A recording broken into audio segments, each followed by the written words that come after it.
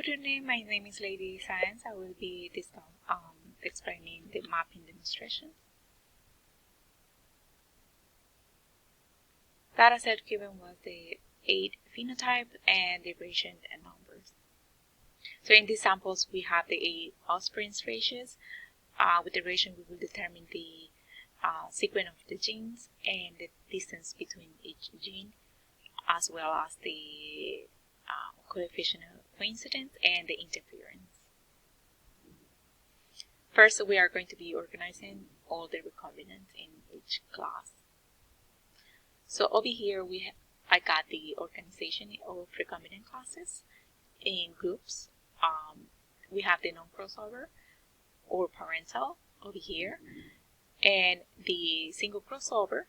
I have 2 groups, and then also the double crossover.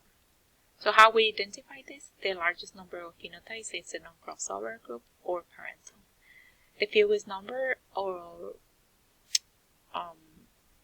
the number of smaller represent the double crossover. Or in the average or in between numbers over here are the single crossover. So and over here I added all the recombination of the non-crossover and also single crossover and also the double crossover. And the total recombination is 5,742.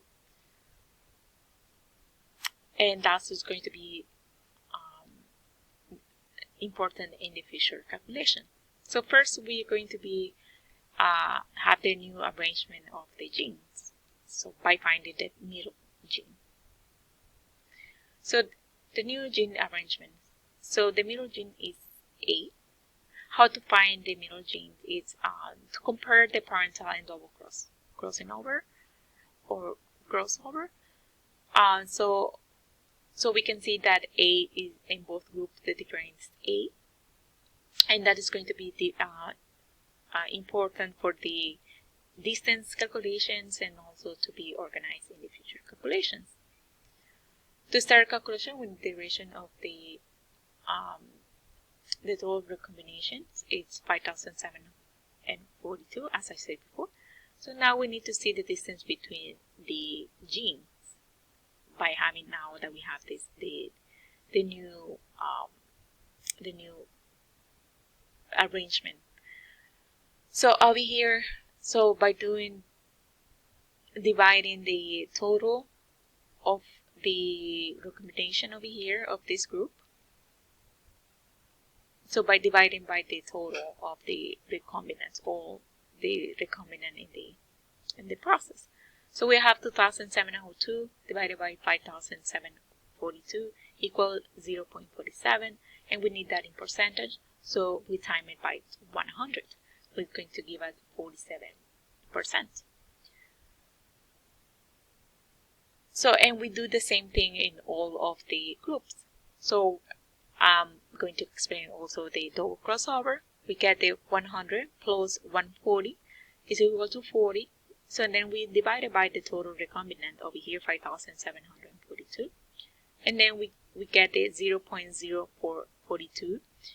0.042 times 100 equal to 4.2 in map units.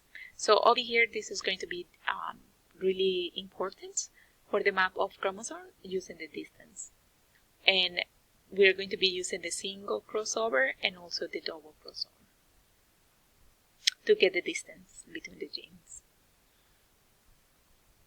So the map of chromosome using the genes distance. So we have the formula single crossover plus the double crossover and equal to distance, as I said before, or the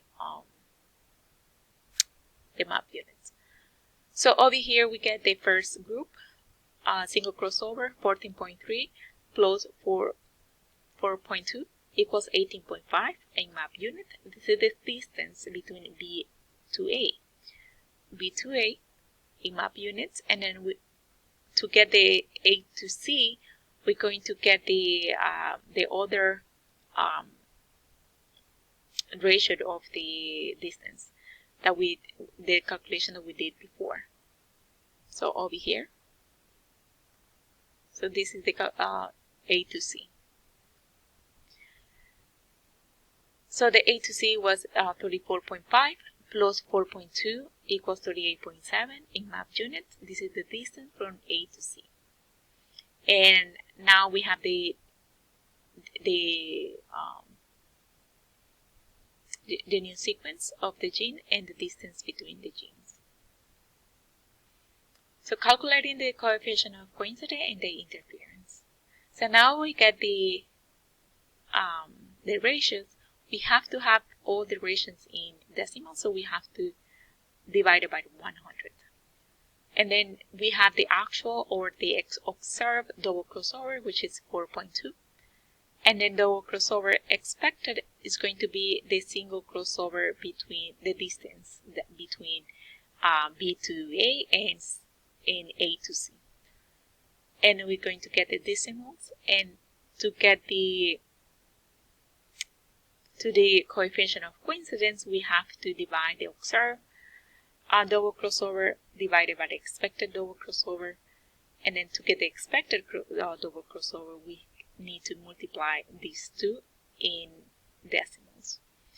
So 0.185 times 0.387 equal 0.072 times 187.2, and then we have to divide that in 100, so that way we have the decimals.